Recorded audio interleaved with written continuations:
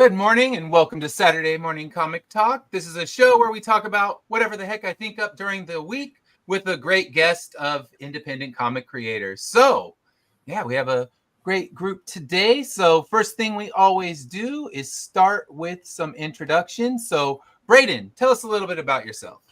Yeah, my name is Braden Valoria. I am the creator and writer of Haven.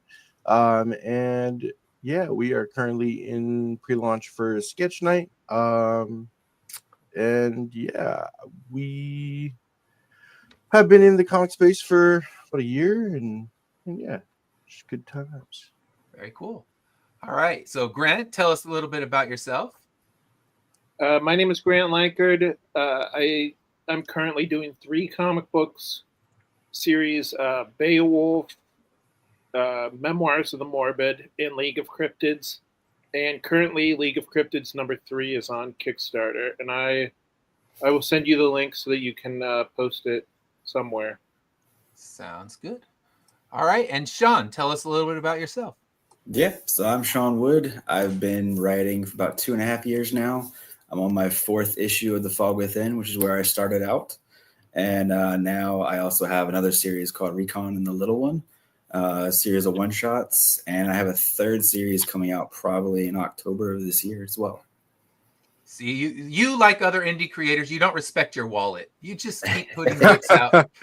So I don't like money. It's no fun. Yeah. I'd rather have paper of comics, Comics are more fun than money. That's what Right, anyone right. in this room would have to agree with, because Oh, yeah, yeah. I mean it's Oh, yeah. I think I'm launching 3 new series as well. So it's kind of like, yes, Nice. farewell wallet. I'll spend all my spare money. I could have a big ass RV or boat like some of my neighbors do, but no, I got a box full of comic books, and Yeah. you know what? I have as much fun as they do on their boat. At least I'll try to convince myself of that. Makes sense. Exactly.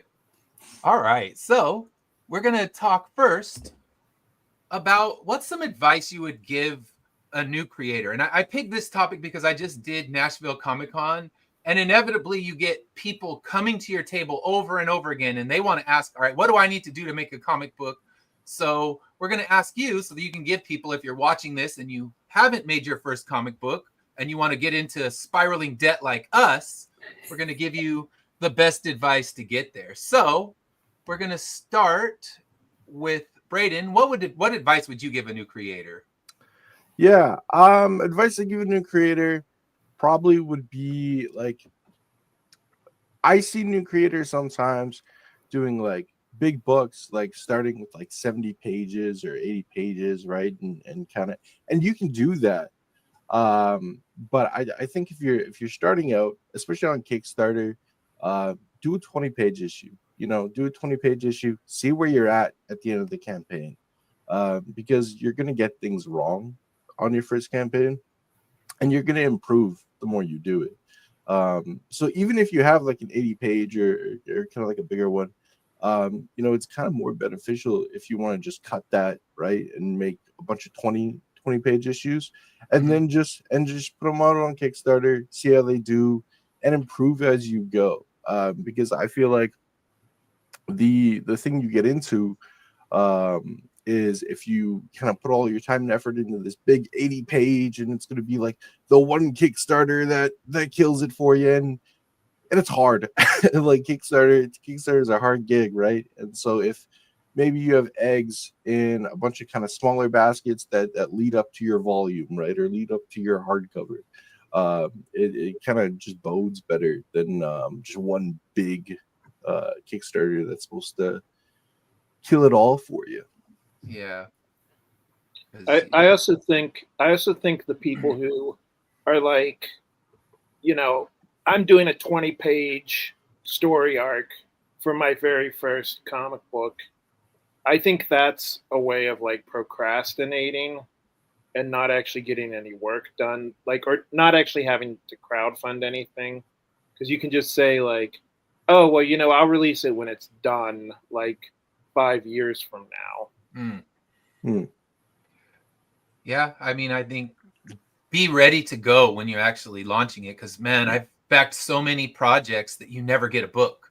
Yep. or anything. And that's the most frustrating because it ruins the trust for creators that are going to give the books to those people. And the worst thing that can happen is when people just start thinking Kickstarter is a flaky place and I'd only get, 25% of the books or things that I back, because I've been burned on board games and stuff like that as well.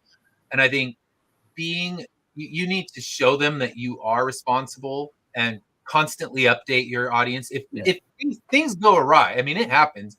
I've had printers delay my books for months, and it's completely out of your control. But just communicate with the people so that they know that you're not going to be one of those ones who just end up giving them nothing. All right, so Grant, do you have any other advice you'd give a new creator? Don't wait for a publisher to publish your book. One of my favorite pieces of advice, or something that I quote all the time, was on the Cartoonist Kayfabe Network. Jim Rugg said, "Don't wait for somebody to give you permission to make comics. Start making comics." I mean, I'm not gonna lie to you. I submitted my first comic book to Image, and I was like so naive. I was like, "Oh yeah, Image is gonna take a chance on this unknown comic book creator." But I mean, that's a 1 in 1,000 shot. And the other thing is, comic book publishers do look at crowdfunding to see, like, okay, who are the big hot up and coming comic book creators. So if you're the reason why you're not putting a comic book out is because you're like, oh, I don't want to put out, I don't want to self-publish. I want like a big comic book creator to publish my comic book. That's probably not going to happen. And like Braden mentioned, you're going to make mistakes on your first comic book. So, get those out of the way on your first one. And then maybe your third or fourth comic book will end up getting published by a publisher. But I think there's an argument to be made to never publish through a publisher, just to continue self-publishing. Obviously, if Image knocked on my door, I would say sure. But yeah, the smaller comic book publishers, which, let's be honest, don't have the best track record, a lot of them end up going out of business, owing the creators money. So, so I feel like a lot of people are operating under a business model that's like 20 years old, which is, get my portfolio really good and send it to Marvel or DC, and then they can come in and rescue me. Or it's the idea that, if I get a comic book publisher, then they'll do all the promotion for me and I won't have to worry about it. Which, let me tell you, like, every comic book publisher loves to hear the creatives say, "Oh, I don't think promotion is my job. I think the publisher should take care of that."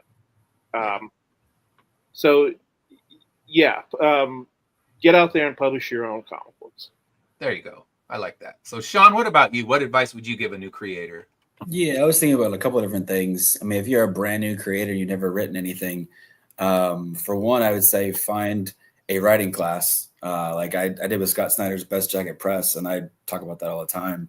He has so many classes that teaches you every aspect of writing, and it's great, of story arcs and everything. That find any indie community, which I was able to do early on, finding Ed and finding Braden that way too. Do that, and then find a good letterer when you're doing it, because what you don't know, like formatting and all the scary stuff like that, when it actually goes to print, it's going to be all wrong. Your letterer can help you out with that in a huge way. And I honestly still don't know how to format. I rely on my letterer for that completely. And just the way the book looks, you can have the best team in the world on the art side. If you don't have a good letterer, then it just kills the book. So that'd be the big three. And then The last thing, which should be obvious, but if you don't write, you're never going to get better. So just start writing and just keep on writing. And the more you do it, the better you get at it, I feel like. Yeah, that's true. I mean, you'll get a better flow as you move along. And you guys have touched on most of the things I would talk about. I mean, just remember you're not alone. There's a community of people out there and they'll support you. And when I did my first Kickstarter, I didn't look for the community of people that were out there because I didn't know they existed. I just kind of jumped in feet first, like I do in everything. Like I tell people, I ran a marathon before I ever ran a 5K. So it's just like, I'm like, I'm just going to do the hardest thing first and figure it out as I go. And that's not the best advice. Don't follow that advice. But my biggest advice is make sure you have enough money in your bank account to fund your first book before you've taken it to crowdfunding. Yeah. Don't think that you're going to blow up on Kickstarter when no one knows who you are. I mean, it's going to those cons, it's doing local comic book signings that get people to know who you are. But in the beginning, you're an unknown commodity and you could get a lot of Instagram followers, but they just like to look at your pretty pictures. They don't want to spend money on your book. So make sure you can fund it yourself. Then build your audience as you go along the rest of the way. But for the first book, I made sure that I had everything saved and it was printed before I even put it on Kickstarter because I wanted to make sure I could do it alone. And that way I could work the cons and build mailing lists and all the things that you need to do. And you got to have a book in hand to do that. And I was doing tables with one book on the table and some stickers, and that was it. But it's just, that's where you build your audience and hopefully they buy it and enjoy it and will take the ride with you because I have 24 issues I'm going to be putting out for this series. So it's got a long way to go. And if you don't build an audience from the start, you're never going to get one. But yeah, save that money. I mean, I would say you need it. Back when I started in 2019, I mean, everything has gone up in price, but around $5,000 is what you would need to be able to produce a book. And like Sean was saying, get a good letterer. My letterer has saved my ass so many times because the pages weren't formatted right. The formatting thing is just a bitch. It is the worst thing because you think this is beautiful art. And then my letterer goes, yeah, they're all in the wrong sized format. So we have to resize them. And then you want to print them into a trade. Oh boy, you got to reformat them a second time because now hardcovers eat up a portion of your artwork. So yeah, get a letterer who knows what they're doing and they will save you more than you can know. They do a lot more than just putting word bubbles into your book. Oh yeah. Yeah, for sure. All right. So our next topic we're going to talk about is reboots. I talk a lot of shit about reboots on this show if you've watched, but we got 2 new ones coming out. Now we have Superman being rebooted again. We have Fantastic Four being rebooted again. So the question is this: what's something that's worthy of a reboot that doesn't seem to be getting one? So we'll go backwards this time. So Sean, what's something you think deserves a reboot? So I was trying to think about this, and I don't typically like reboots either. Now, all the nerd stuff I will watch no matter what, like Superman and Fantastic Four, I'll watch them, but doesn't mean I wanted it in the first place. Mm-hmm. But the only thing I can think of that I wanted to see more of, not necessarily a reboot, but is Constantine. I love that movie. When I actually saw it the first time, I didn't even realize back then it was a comic book, which is crazy to me now because I love Constantine as a character. Yeah. And I just recently watched it like a month ago or so, trying to get inspiration for a new book, and it held up. And it's not a new movie at all. I mean, I think I was in high school, so that was like 2004, maybe 2005 that it came out. So I don't know if it necessarily needs to be someone new, maybe another one with Keanu Reeves. I know they've talked about that every once in a while, but nothing has come from that. But I think that'd be cool to see that again. But at the same time, I don't want them to ruin what they've already done. Like, for instance, The Crow, how they kind of ruined that. Yeah. So I don't know. I'm on the fence on it. I want to see more of it, but I don't know if I want to see a reboot necessarily. Yeah. I hear you on that because sometimes it comes down to careful what you wish for, because then you get it and you're just like, oh, they could have left it alone. It was beautiful where it was. And yeah, it can always backfire. All right. So he says they should only reboot stuff that that had potential but sucked, make it better, but leave the good stuff alone. I mean, and that's the problem, is they just always keep rebooting the good stuff, and they won't leave anything alone. And now it's like not beyond like, okay, what cartoons should we make live action now? And it's like I've spent many segments on this show talking about how much I hate those kind of things, but some things deserve a second chance. So that's more what I'm looking for. So Grant, what's something you think deserves a second chance? So this isn't necessarily a reboot so much as a continuation. I have heard that Arnold Schwarzenegger is interested in doing a King Conan movie, which in general, I'm not a big fan of latter-day sequels, like, you know, the fifth or sixth Indiana Jones, like when Harrison Ford is pushing 70. But I actually think some of those King Conan books are pretty good, and there's definitely the storylines there. I mean, I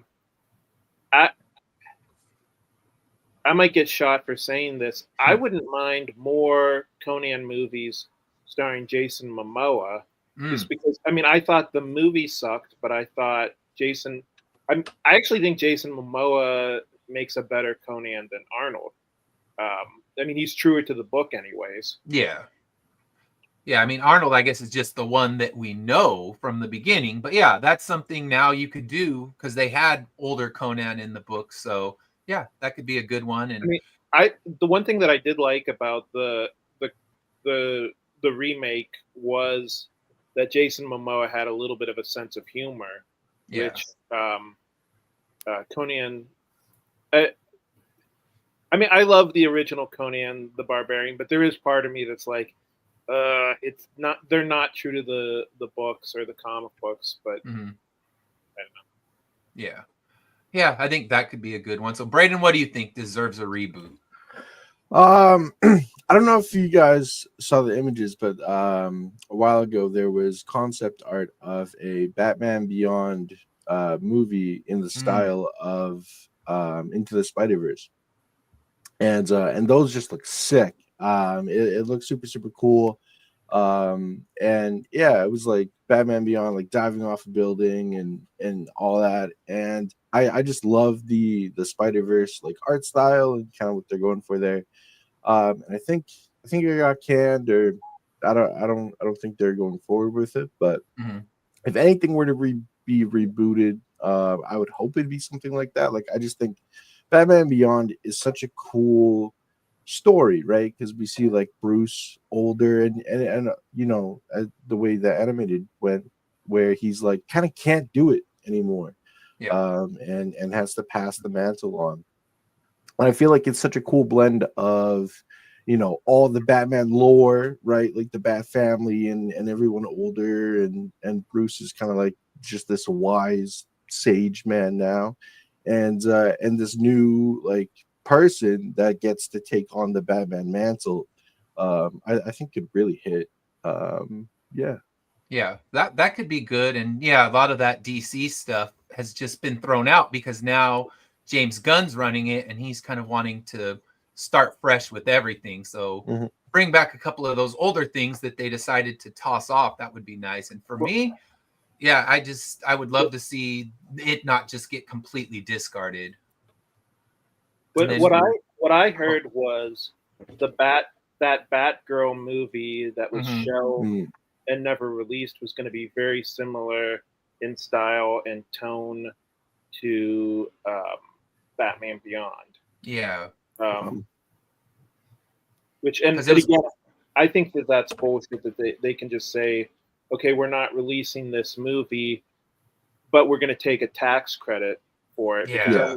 Write off, and it's feel bad for the people who put that work in there. So yeah, I mean, I don't know for us because we're never going to get to see it, and we're kind of funding them because, like I said, they're taking a tax credit for it. So well, and it was done, or like pretty much Yeah, done. it was I probably just post-production is all it would have needed. And here's, I always hope that I'm gonna stumble into it. You go to those cons where those guys are selling all the bootleg shit, and I'm like, come on, I want to see that Batgirl movie. Someone had to get a leak out of the studio, and I need to go pick that up because I'm always hunting. I know there was the Lock and Key comic. They did a pilot of it, and they screened it at Comic-Con the year that it was coming out. This was before the Netflix one, and it was pretty good. I mean, it had potential, but you can't find it anywhere because it never aired on the network. So the only people that saw it were the ones that saw it live in that room, and that's the one I'm always hunting for on the table. But now add that Batgirl to the mix. Like, all right, those are the two random bootlegs I want to find on the table that, someone, you can ask them about it. They don't have it shown up, and they're like, oh yeah, I got that one hiding down here. And it's like, pull out these holy grails, so let the world see them. But I think DC was like, burn the masters. We don't even want anyone to see these. We don't need those Comic-Con bootleg DVDs even getting out there. But yeah, my pick would be rebooting the League of Extraordinary Gentlemen. That I loved the comic. Alan Moore did a great job taking all of these amazing literary characters and putting them into this huge adventure story. And then the movie, I don't know what the hell happened with that movie. It just was a complete disaster of a mess. And I'm the one telling my friends, oh my gosh, this is such a good comic. We have to go see this movie. And I took a group of friends that are like, what the fuck did you just drag us to? What did you make us watch? I'm like, I'm sorry, the book's good. Trust me. I'm like, here, you can borrow my comic. I don't read that book. I hate that now. So I'd like to see that done right. I mean, Alan Moore doesn't care. He doesn't want his name on anything anyway, but it deserves a second chance, and it deserves to be done the right way. So I would love to see that. So they're saying we should reboot the Elektra movie and make her badass, like she was meant to be. Yeah, the Elektra, that whole Daredevil universe with Ben Affleck just wasn't the greatest. So they could reboot all that, but I guess they kind of have, but they don't need to because the Netflix show kind of did Daredevil the way people wanted to see him, and Elektra for that matter. So yeah, I would love to see just more of it. I haven't watched the Disney Plus one. I watched the Netflix, but haven't watched the Daredevil. I don't even know what it's called, but yeah, I gotta watch that one. But yeah, but in general, I want to say less reboots, less remakes, because we have enough of those in the world. We got 4 beautiful IPs in this room. Make those some movies. Let's see something new. There we go. I agree. More original thoughts. That'd be nice. But it's just, I think they're so afraid of original thoughts right now because they want what's safe and what's easy. Yeah. And they know that Superman's going to fill seats. Fantastic Four is going to fill seats. Even the bad Fantastic Fours made money. True. I mean, even the worst of them, they had people there, at least for week 1, it was a full house. And yeah, it's going to dwindle when you realize it's garbage. But let's get some of these original IPs out there because there's so many. I mean, you walk through any Comic-Con, you're going to find hundreds of great stories that could be told on screen and would be compelling. And they just need to take a chance on them. I mean, look what happened with Walking Dead. Look what happened with Invincible. These were unknown IP when they came out, and now they blew up and they're the hugest things out there, or they were when they were running, at least with Walking Dead. Yeah. And that's when you take a chance. And The Boys, I mean, you can do these unknown things, and it's like people say, who would you love to meet? It's like Seth Rogen, because that guy loves comic books, and I would love to hand him a copy of my book and hope that he reads it and goes, okay, we need to put this on the screen, because he pushes so hard to get these smaller books. He especially loves Garth Ennis's stuff. And he pushes to get it out there. But I'm like, all right, I need to just stumble into Seth Rogen, like, here's the Immortal Era trade, and let's see this on Amazon someday. You mean like at the grocery store, you're just gonna hang out with Seth? Yeah, I'll keep one in my trunk for all times. Like, I see Seth Rogen is shopping. I'm just gonna be like that stalker behind him. Like, hey, Seth Rogen, how's it going? Here's my book. Have a good day. I think you just dropped something on the floor. Oh, that's my book. Oh, here you go. Damn, how'd that happen? Here. So awkward. Yeah, Seth, we got to stop bumping into each other like this. All right. So next one we're going to talk about, normally this is my music segment, but I've realized we've never talked about video games on this show. So, what is your favorite video game? It could be arcade, it could be console, computer, anything is open. So, what is your favorite video game of all time? So, Grant, what's your favorite video game? So I'm gonna say right off the bat, I'm not really a video game guy, but the video game that I've played more than any other video game is by far SimCity, and I have no idea why. Just I'm more of a strategy guy. Yeah, I've never actually played that one. I know it was so huge for a while, and I never played it. So yeah, SimCity. Yeah, I haven't done that one. That's a nerdy answer. Hey, I think you're in the right room for that. Yeah, fair enough. All right. So Sean, what's your favorite video game? So I couldn't narrow it down to one. I mean, they're always story-driven games, but like Red Dead Redemption 2, that one I could just play forever. And I mean, that story takes so long, and I loved every minute of it. And it's just pretty to look at as you're going through.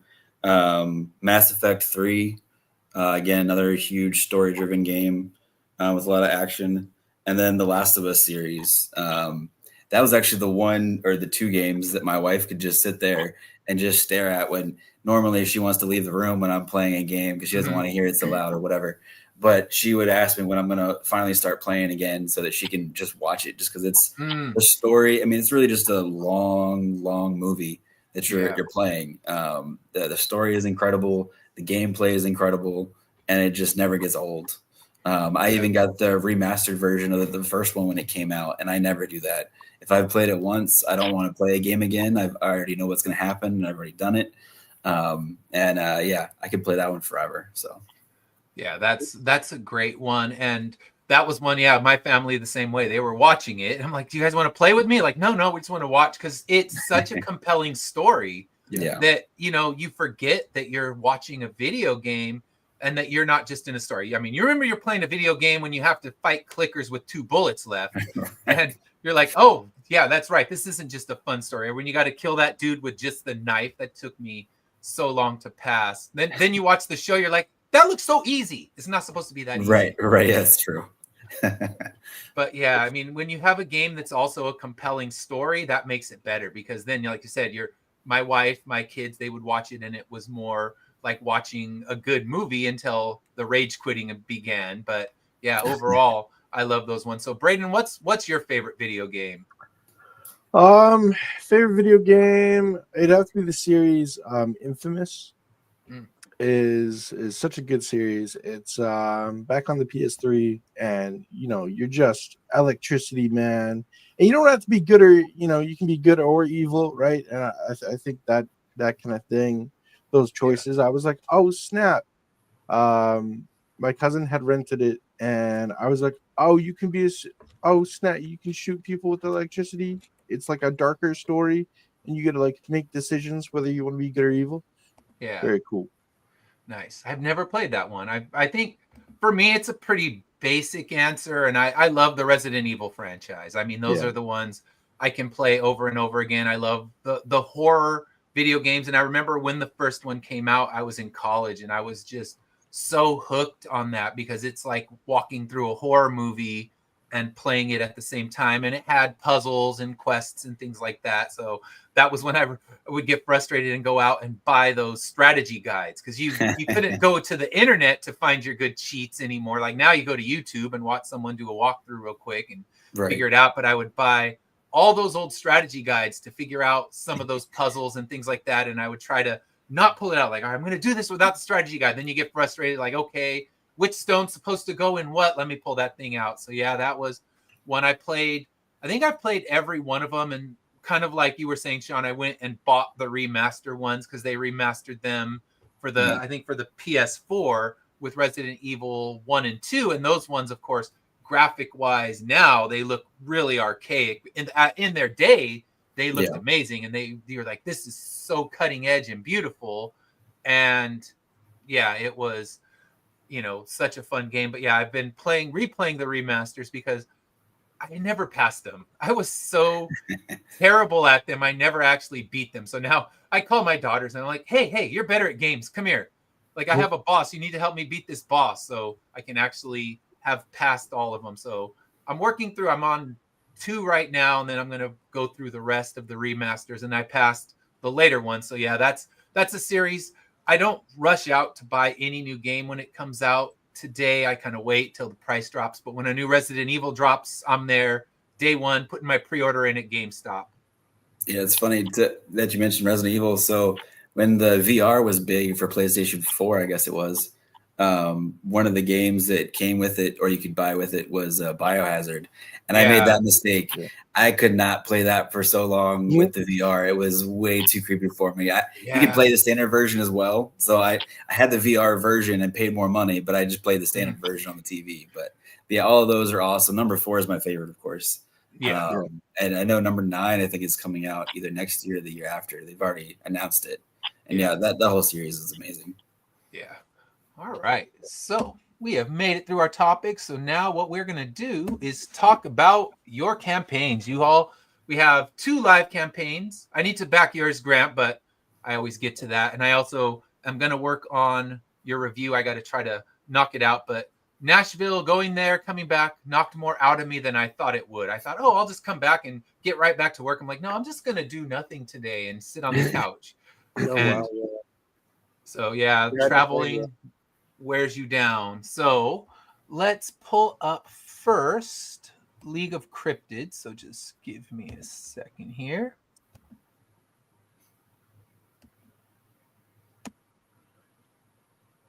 All right.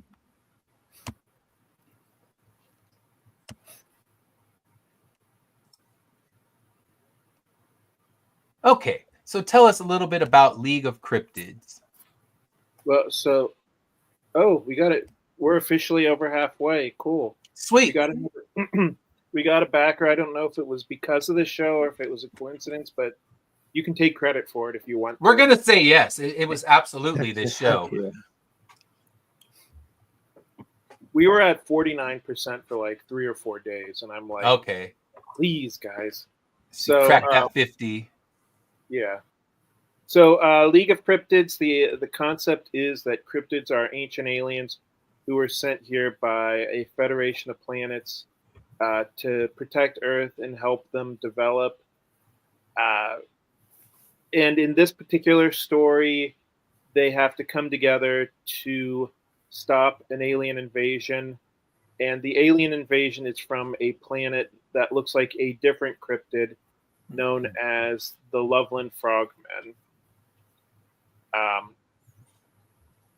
So if you like cryptids, the cryptids are the 5 most popular cryptids. The Jersey Devil, you can see there, Sasquatch, yeah. And there's Chupacabra. Yeah. All right. So this is issue 3. How many are you going to be releasing of this story? So this is a 4-part story, and that's not to say that there isn't going to be sequels, but I don't believe in the Marvel method of just unending stories, right? Mm-hmm. This 4-part story is going to have a finite ending. There might be a little bit of a teaser for the sequel, but I don't want people to feel like, if I buy this story, I'm going to have to buy hundreds and hundreds and hundreds of issues. Yeah, I follow a different philosophy and just say, all right, you got to keep buying my book. But it's nice that you're not going to put them on the hook for 24 books like I am. So I guess what I was trying to say is I hope people continue buying the comic book because they want to and not just because they're like almost out of obligation. You know what I mean? Yeah, I understand that, and that's kind of how I feel like a lot of people are with like Marvel and DC, where it's like, I've been reading Captain America for 20 years. I guess I'll keep buying it. Yeah, and that makes sense. And I can say, I hope to not take 24 years to finish my story. So So there's my wife saying hi. All right. So, Sean, let's hear about your book. Let me get it up. Just give me 1 second. Yep. This is the squinty part of the show where I got to try to see what's on the screen. All right. So, The Fog Within, 1 through 4. Tell us about this story. Yep. So it's my first arc finale. This was really my first real goal as a writer to get to this point. I thought this would be my only series. I'm happy that I'm doing other things though as well at this point. But The Fog Within is my first love, my first writing experience, and I basically there's a catastrophic event in the present in this town of Brooks. Something happens to our main character Hunter with his newly married wife.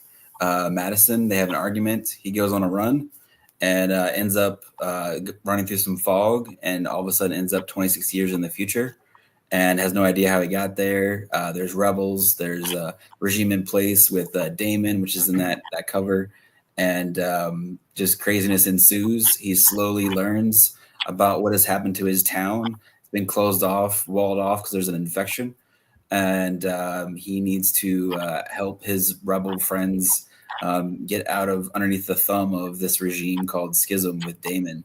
And the second issue, he learns more about this ability. The fog comes from him, hence The Fog Within.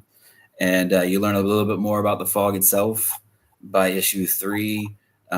You learn really where the fog came from and what it is. And he feels like at some point in the issue that he fails his new family in this future, the rebels, and has to go after Damon on his own and try to take on this prophecy that he's supposed to accomplish. And in the first 5 pages of this issue, it doesn't look like it's going so hot.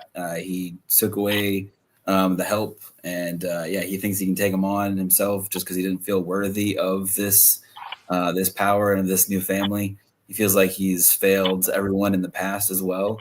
And at this point, in different ways, there's different rebels that are coming to his rescue or to fight Damon at different points. And the big battle of worthy of an arc finale ensues. And pretty much each issue is 24 pages. This one, about 20 of the pages is story-driven action. Like the entire thing is just one big battle.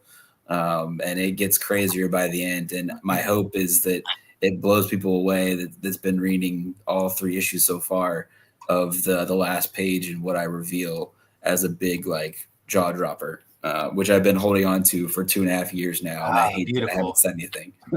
Oh, that's great. You have that holy crap moment. And I love how you did the little summary of the previous issues. I'm definitely going to do something like that with my next campaign, because this will be issue 11, and just to kind of do a little catch up. I mean, just a 1-sentence summary of each book, what happened. It's great because maybe a new reader can say, all right, I'm just going to jump in right away with issue 11. I don't need to buy 1 through 10, because that becomes daunting. The more issues you have out, as I've learned, the harder it is for someone to say, yeah, I want to get your catch up tier, but that's going to cost me more and more each time.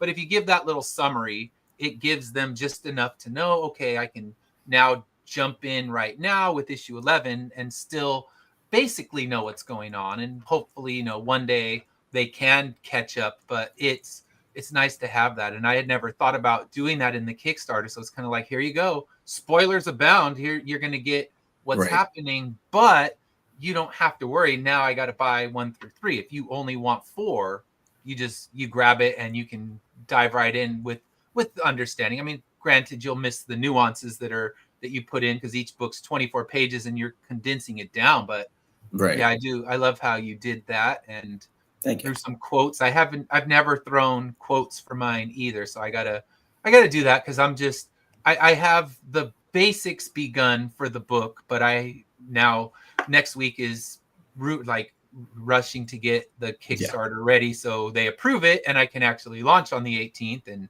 not get one of those things where like, oh, you wanted to, but they said no for some reason. Yep. Oh yeah. All right. So, Braden, let me get yours up. I know yours is in pre-launch, but you can still tell us what it's all about. And before you do that, let me get these links put in here for us. Perfect. So let me do that first, and then I'll put them on the not the Kickstarter, but on the Facebook. I'm hoping they pop in, which will tell me that it's actually able to be seen today, but I don't know if we're that lucky. So if not, I'll put them on the YouTube as well. I'm just wanting to see. Yeah, they're not popping up. So that means let me put them in a different place where people will be actually able to see them.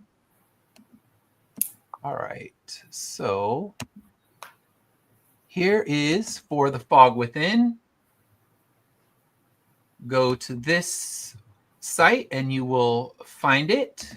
And you can have, I'm imagining you have catch-up tiers and everything like that available. Oh yeah, digital and physical. All the covers that I've ever made, everything I could possibly think of. So, oh yeah. And how many issues are you looking at for the whole series? So I'm going to do 3 arcs. So it'll be 12 issues altogether with 4 issues per arc. Okay. So, yeah. Cool. So yeah. And are you going to do a trade? Are you going to put it into that? Oh yeah.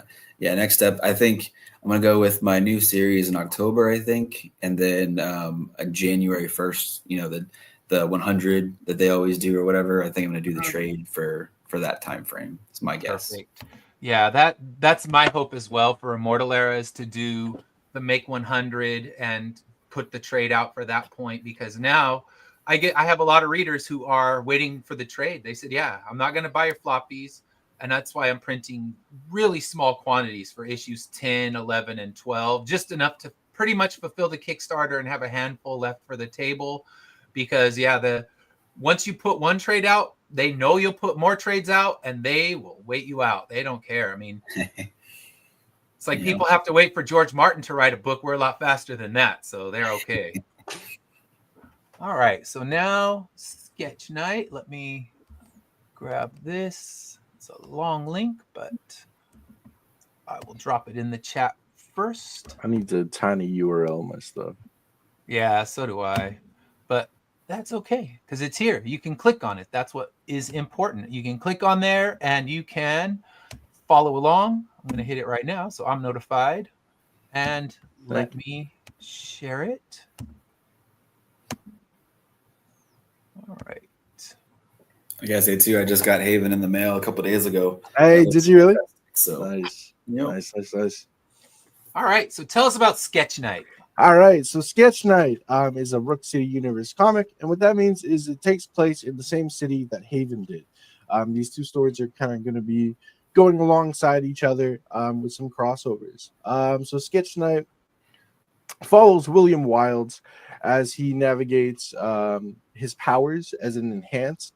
Enhanced in this universe are pretty much mutants that society hates. Enhanced are not looked fondly on, and so him having these powers, he has to navigate still being in high school, using the powers and then using them for good. So here we see the demon gang that he's kind of going up against. They wear demon masks, very scary. And he has to kind of balance between high school and friendships and doing this superhero thing. His powers are kind of a cross between, I wanted it to be like personality wise, I wanted him to be very like quippy, very like Spider-Man-esque in terms of that, but powers wise, very like Full Metal Alchemist. He has this sketchbook that he uses. And you can see in this page, he like sucks up the guns into the book. He can create stuff. So he created like his costume and everything there. And then he can also alter the environment around him based off what he draws. Okay. Very cool. And I'm going to try to get the link was too big and it ended up breaking it in pieces. So I'm going to try. I'm going to try something else real quick and make sure that it actually gets us there. And then I'll share the proper link that will get people so they can follow along. Yeah, no, absolutely. All right. And that works. All right. I just had to take out all the back end stuff. So let me put that corrected one in there. I'm going to delete the other ones and get the proper one in there. So how many issues are you planning on for this one? So 12. So kind of like what Sean said, I want to do 4-issue arcs, up to 12, and then kind of have Haven also again follow along right up to 12. And then I want to do, I'm kind of toying around with like a combined like final issue series where Haven and Sketch Knight are kind of in like this combined book for like 6 issues that just caps out like Rook City as a whole. But yeah. Yeah, sounds fun. I gotta make sure. I don't know if I bought your previous one or not. I have to check on that. And is it available in this campaign? When will it be available, I guess, when the campaign goes live? Yeah, so when the campaign goes live, there will be a reward tier for Haven as well, so people can kind of follow along as well. Get yourself caught up, yeah. So let me see. I'm trying to see if I backed it. If not, I will have to get it. So that one you just sent out? Yeah, so yeah, that one just shipped out. Everyone should have their books. Laguna Studios, amazing. If you know, you know. And yeah, it should have been shipped out to everyone. If you don't have a copy, I can definitely I'll like send you a digital. Okay. Yeah. Sounds good. And I know, Grant, I'm gonna work on the review of yours. Like I said, that's my goal for this week, is to get it before I leave for my cruise and disappear for a week. So get that up there so it happens when you're live. Sean was actually the first one I did one of those reviews for, and then I tell people I stopped doing them because I started getting books that I was not enjoying, and it was hard to say a minute of nice things about them, where at the beginning it's like, all right, I love this is fun, and I'm like, ooh, wow, how do I try to be nice? Because I'm not here to tear down indie comics. I mean, I'll tear down albums on my record show, but as far as indie comics, I know what goes into it. And some, you know, if I yell at Taylor Swift, she's not going to have her feelings hurt. But, you know, you yell at an indie creator and every penny they get helps, and you tell someone their book's not good, guess what? Someone might listen to you and not buy it. And, you know, I'm not here for that. But Sean's was not a struggle. His was my first, and I enjoyed it a lot. And Grant, I've read your books, so I know what I'm getting, and I will revamp that my little book breaks and start putting those together, because now I'm off for summer, so I actually have time again. So it's a nice thing. All right. So a couple things before we sign off. I got to play a few of our sponsor ads, and then I'll let you guys plug where we can find you besides your campaigns, of course. So here's our first sponsor.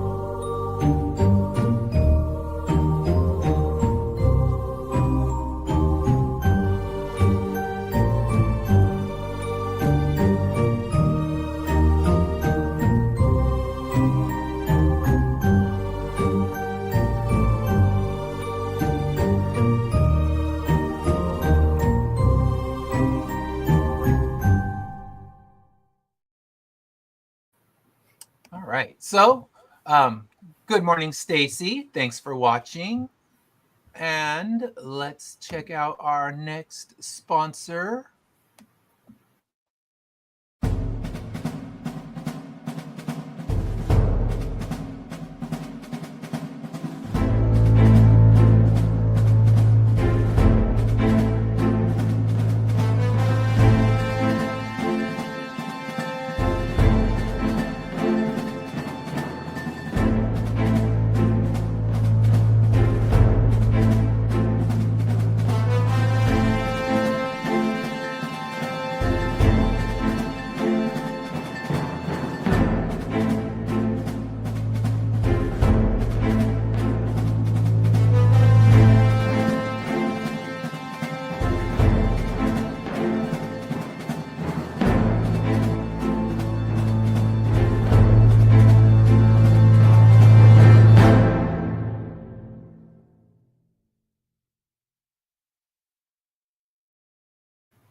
All right. So Stacy asks, what are your favorite movie posters? All right. Well, this bonus topic, I guess. And shoot, that's actually a good topic for the show overall. So kind of Braden, quick thinking, what is your favorite movie poster? It would have probably have to been Spider-Man 2. When Okay. Spider-Man 2 came out. Those movie posters were pretty sweet when I was a kid. I love the one with the twin towers in his eyes from Spider-Man 1, the one that they pulled after, of course, what happened with 9/11. So, yeah, I don't remember the Spider-Man 2 one. What was that? Did it have a Dr. Octopus on it too, or was it just more Spider-Man? I'm not 100% sure. Oh no, it was like the I think it was the like where he's holding Mary Jane. Okay, yeah. And it's kind of like Amber, and then there's one where he's just like coming out of the screen there with the web shooting. Yes, I got that. Let me pull it up real quick. I found it somewhere on an auction site, I think, or something like that. But we can take a look at it nonetheless. So there is the Spider-Man 2 movie poster. And he's holding Mary Jane, and that one must be signed by the cast. That's why it's on an auction movie site. But yeah. Oh, wait. Are we seeing it? Sorry. I got to actually share it. There it is. There's the Spider-Man 2 movie poster. That is a good one. I really like that. The Spider-Man advertising campaign was really good. So, Grant, what's your favorite movie poster? I actually just shared in the private chat. If you wanna post, it's My Fair Lady. Right, okay, let me share that. This is by a painter named Bob Peak, who was a big influence on Bill Sienkiewicz. Mm-hmm. You know who that is? I'm going to share another one of my favorites. Sorry it's a little small, but... let me see if I can zoom it in since, zoom it in without completely distorting it. But yeah, it is a beautiful poster. I mean, I love those hand-painted posters. They put so much more thought into... So many of the movie posters now are just shitty Photoshop. So, yeah, this one is a really well done, beautifully painted poster. So I can see why you picked that. And let's check out the other one. You were ready for this topic. You're like, boom, this is a topic you were made for. So I really like movie posters. So yeah, especially like the old school, like hand drawn or hand painted ones. Oh yeah. So the artist who did this the name of this poster is Vertigo, or the movie that it is from is Vertigo. The artist is named Saul Bass, who this is his style. Very simple. Yeah, I don't even know if I can articulate why I love this movie poster so much. I love the blocky lettering. I love. I just kind of love everything about it. Yeah, that's a good one. All right, so Sean, what's your favorite movie poster? So I don't have a link to it, but I mean, everybody knows Star Wars, the original poster. I mean, that one, I had a huge remake, of course, growing up. Yeah. And that one, and then Back to the Future, the first one, and number 2, just him getting out of the DeLorean was always my favorite. So those two in general, and those movies in general too, are my favorites as a kid. I just found it on Amazon, so I'll pull it up in just a second. So I know the guy who did Back to the Future is named Drew Struzan.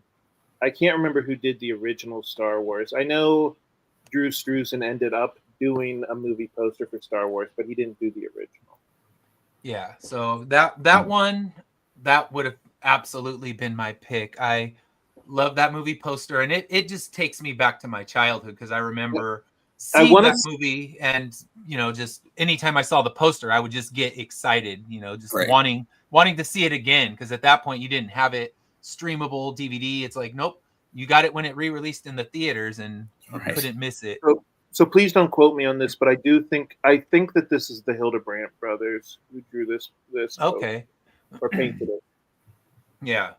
So that one, I think all three of the Star Wars original trilogy posters are beautiful. I actually have 3D versions of them. There was this company back in the day, they did 3D posters of different different movies, and they were so beautiful. And then the company just went under, and they're big and heavy. And I'm gonna pick mine and pull it up, and that is the Creature from the Black Lagoon. I love this movie poster.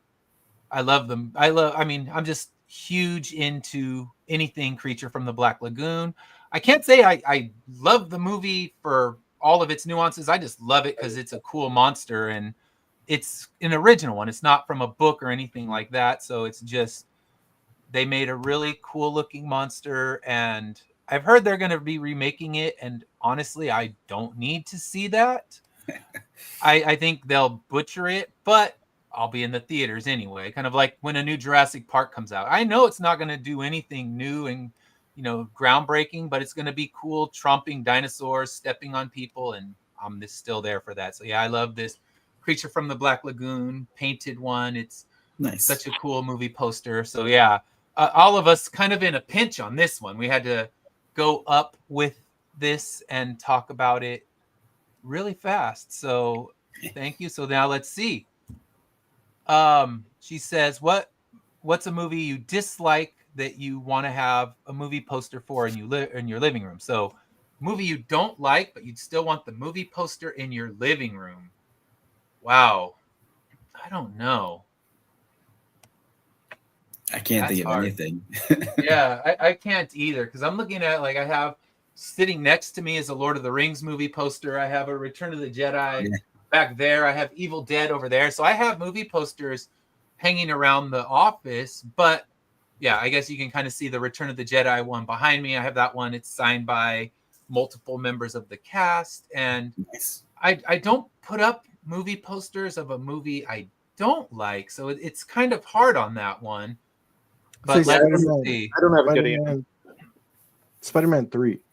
Okay, yeah, there you go. Spider-Man 3. I think the posters are cool, but I mean the movie is fucking awful. Yeah, Yeah. so bad movie, good poster. So I guess there you go. So we have someone with an answer for you, but yeah, I guess if we had thought about this one, we would have had time to research, like, okay, what's a good, like, bad movie, good poster? And I'm sure there's plenty that exist. There's some beautiful hand-painted posters from back in the 70s and 80s with movies I generally wouldn't watch, but on a pinch, like in a pinch right now, just trying to think off the top of my head, I'm drawing a blank, but Braden gave us one, Spider-Man 3, and it probably, let's see, I'll see if I can find that one. Yeah, because not a great movie, but Maybe that never should have happened.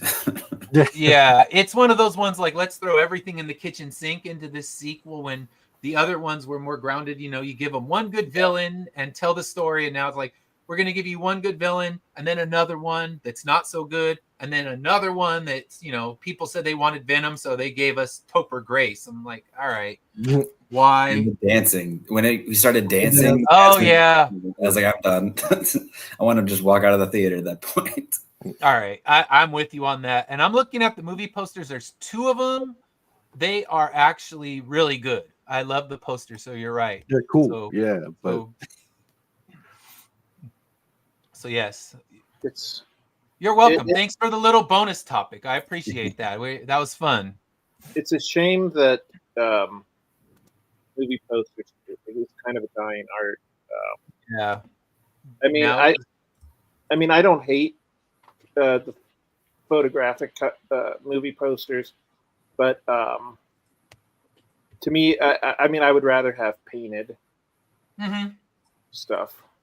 I'm fine with painted or photographic as long as you give me, like, that Spider-Man 3. That's a compelling image.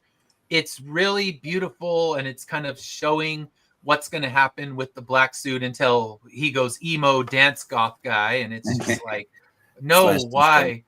Yeah, slash disco. Yeah, it goes so off the rails at that point that I think that's the breaking point for most people in that movie. And, you know, Topher Grace got the black suit and didn't start to dance. So, I mean, that's Toby fair. That's very fair. That's cool, yeah. So yeah, so let's see what she said. So Batman, oh boy, see, you're asking us good questions, but we're in our wrap up section. But you know what?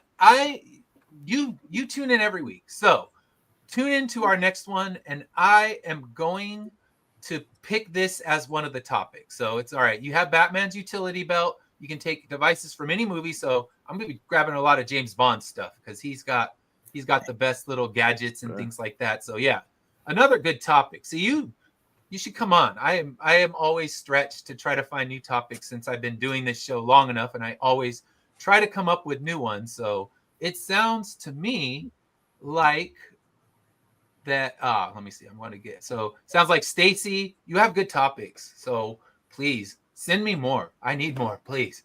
But yeah, as far as it's going for right now, I'm going to let everybody tell us where we can find you on your social media. And go ahead, Braden, tell us where can we find you? You can find me at Haven Comic, Haven Comic, for all social media, Facebook, Instagram, TikTok. Perfect. And where can we find you, Grant? So the best place to check me out is comicsburg.com. Comicsburg is my publisher. And you can sign up for my newsletter there. If you're not a big fan of newsletters, you can always go to my Instagram or my Facebook. I'm on most social medias except for Twitter because I hate Twitter. But yeah, I have a pretty distinct name. If you type Grant Lankert into the search bar of most social medias, you will find it. Perfect. And where can we find you, Sean? So I'm on Reddit, Twitter, TikTok, Instagram, Blue Sky, and all of those I'm called Sean Wood _writer. Facebook, I'm there as well, but when I got deleted and restarted, I don't even know what my name is on there. Just search my name, Sean Wood, and you'll find me. Yeah. So, man, Facebook. I got nothing nice to say, and I would say they'd ban me, but they didn't even put this as a public video. So, sigh. All right, so yeah, so Stacy gave me an email, and I will get that. Like I said, I will let you please tell me some topics because I am stretching. And then she also said, "Let's go Mets, let's go Mets." Although last night's game made me want to throw something at my TV, but it's one game of 162. You can't let it bring you down. And for me, you can find anything of mine at Finish Line Comics, and tune in Wednesday.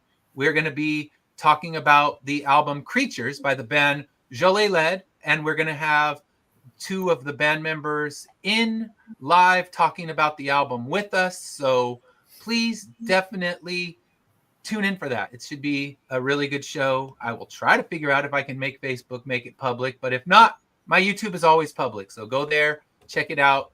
It's our second week in a row, or our second show in a row, because last week I didn't do one because I was out in Nashville, but my second show in a row where we're going to have the band live in there talking about the album with us. And yeah, listen to the album first so you can come in and ask them some questions. Should be a lot of fun. And thank you so much for being on the show. And we'll be back in, I think, 2 weeks, because next week I will be getting on a cruise ship and not thinking about Saturday morning comic talk. All right. Have a great Saturday, everybody, and enjoy the rest of your weekend.